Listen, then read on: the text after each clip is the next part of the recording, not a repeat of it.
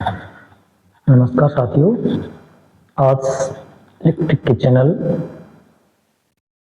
Safety के channel पर आपको इलेक्ट्रिक सेफ्टी सिस्टम के बारे में बताएंगे। लेकिन उससे पहले हमें ये ज्ञान होना चाहिए कि भाई इलेक्ट्रिक है क्या, और इस विषय में आज हम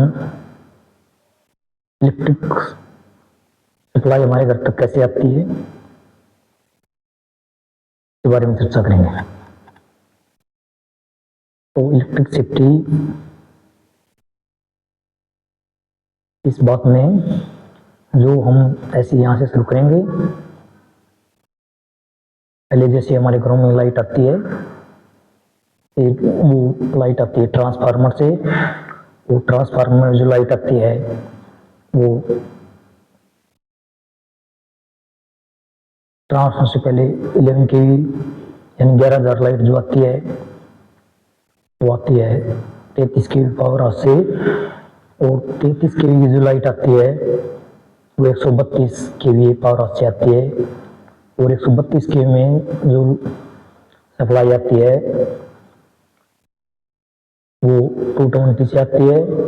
और 220 जो सप्लाई आती है वो 440 लाइन, जो बड़े टावर हैं 440 लाइन उनसे आती है। और 440 लाइन में जो सप्लाई आती है वो जहाँ से लाइट पैदा होती है, उत्पन्न की जाती है, वहां से 11,000 उत्पन्न करते हैं। फिर इसको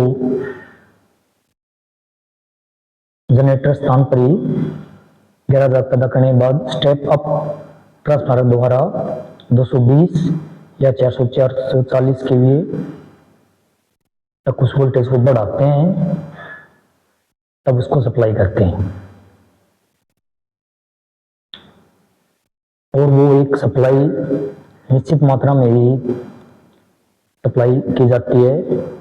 और ये वोल्टेज अप करने का अपना उद्देश्य है अपने लाइन लॉस को कम करना है, और इससे हमारा कंडक्टर साइज भी कम होता है। यानी कि हमें मोटे तार की बजाय पतले तार की में हमारी पूर्ति हो जाती है। तो इसमें जो फ्रीक्वेंसी भारत में पैदा की जाती है वो 50 SZ है। और ट्रांसफार्मर द्वारा वोल्टेज का ही कम या अधिक करने का कार्य किया जाता है। उसमें फ्रीक्वेंसी अपनी एक जैसी बनी रहती है। कि कोई पूछे क्या भाई 33 केवी लाइन में हमारी फ्रीक्वेंसी कितनी है, तो 33 की लाइन में भी अपनी फ्रीक्वेंसी 50 ही है, 50 SZ प्रति सेकंड होता है। यानी कि 50 साइकिल प्रति सेकंड में इसी का मान बदलता रहता है। और जो हमारे घरों में लाइट 220 वोल्ट आती है इसकी भी फ्रीक्वेंसी 50 ही है। तो ट्रांसफार्मर द्वारा फ्रीक्वेंसी का कोई भी परिवर्तन नहीं होता है, फ्रीक्वेंसी सेम बनी रहती है। और जिस भी जनरेटर स्थान पर हम सप्लाई पैदा करते हैं, तो हमने मान लिया 12,000 मेगावाट बिजली पैदा करी।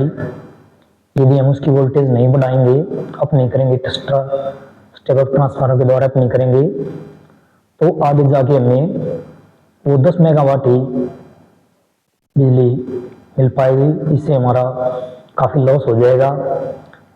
इस लॉस से बचने के लिए हमने स्टेप अप ट्रांसफार्मर की आवश्यकता होती है। इसलिए बिजली को हाई वोल्टेज बनाई जाती है, फिर उसको ट्रांसमिट किया जाता है ताकि इसमें लॉस लगभग ना के बराबर हो। और जितनी बिजली उत्पादन की जाती है उतनी बिजली आगे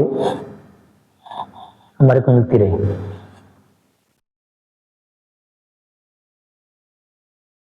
तो ये आज आपने बिजली की ट्रांसमिशन पावर सिस्टम के बारे में जानकारी ली। अच्छे से आपको समझ में आ गई होगी। इसमें हम 11,000 वोल्ट ही पैदा करते हैं, फिर उसको कैसे स्टेप अप ट्रांसफार्मर के द्वारा बढ़ाया जाता है और फिर उसके वापस स्टेप डाउन ट्रांसफार्मर लगा के उसको डिस्ट्रीब्यूट किया जाता है और तब हमारे घरों तक बिजली आपूर्ति आ पाती है। और इसमें फ्रीक्वेंसी शुरू से लेकर अंत तक एक जैसी बनी रहती है। और कई बार ऐसा भी होता है कि जनरेटर्स पावर हाउस से हमारी सप्लाई जितनी पैदा करी जाती है लोड उससे ज़्यादा ही बढ़ जाता है। और उस दौरान हम पावर स्टेशन को तो अचानक से बंद नहीं कर सकते, लेकिन उस टाइम अघोषित कट पावर हाउस से बारी बारी से लगाए जाते हैं। वो लोड का संतुलन बनाने के लिए हैं, नहीं लोगों को परेशान करने के लिए। तो भाई ये पावर सिस्टम का अपना ट्रांसमिशन सिस्टम आपकी समझ में आ गया होगा। यदि नहीं आया तो वीडियो को रिपीट करके दोबारा से उसको आप देख सकते हैं। तो बिजली में आज भी हम कुछ ऐसी सेफ्टी संबंधी बात आज भी करेंगे। तो इसमें हम सबसे पहले बात करेंगे इलेक्ट्रीशियन की परिभाषा क्या है। तो भाई इलेक्ट्रीशियन की परिभाषा है जिस व्यक्ति को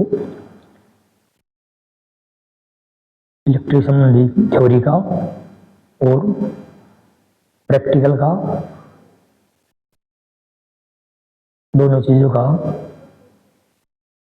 पूर्ण रूप से ज्ञान हो, तो और किसी ऑथोराइज संस्थान से इलेक्ट्रीशियन वर्क का, इलेक्ट्रीशियन ट्रेड का प्रमाण पत्र भी होना बहुत जरूरी है। और इलेक्ट्रीशियन को वायरिंग टूल और सेफ्टी किट और सेफ्टी संबंधी जो भी बातें हैं उसके बारे में भी इलेक्ट्रीशियन को पता होना चाहिए।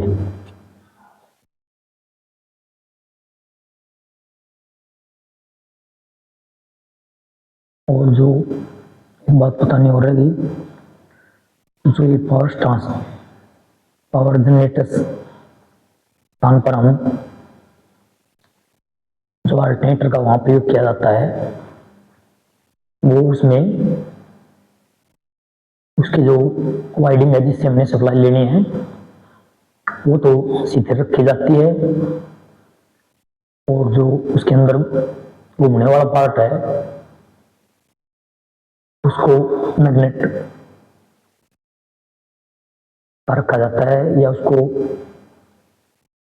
सही में बताएं तो उसको इलेक्ट्रोमैग्नेट, क्योंकि ज्यादा मैग्नेट की आवश्यकता होती है, शक्तिशाली मैग्नेट की आवश्यकता होती है, तो उसको इलेक्ट्रोमैग्नेट रखा जाता है जो उसका घूमने वाला पार्ट होता है। और फ्रीक्वेंसी का सीधा संबंध हमारी स्पीड और उसकी संरचना के आधार पर, जो उसकी मैग्नेटिक पोल हैं उनके आधार पर फ्रीक्वेंसी का चुनाव किया जाता है। तो आप सभी को ये जानकारियाँ यदि पसंद आई हो तो हमारे चैनल को लाइक और सब्सक्राइब अवश्य करें। आपको ऐसी ऐसी जानकारियाँ आगे भी हम देते रहेंगे। तब तक आप हमारे चैनल पर बिजली संबंधी और भी जानकारियाँ हैं उनको देखें और उनको समझें, उनको अमल में लाएं। धन्यवाद साथियों।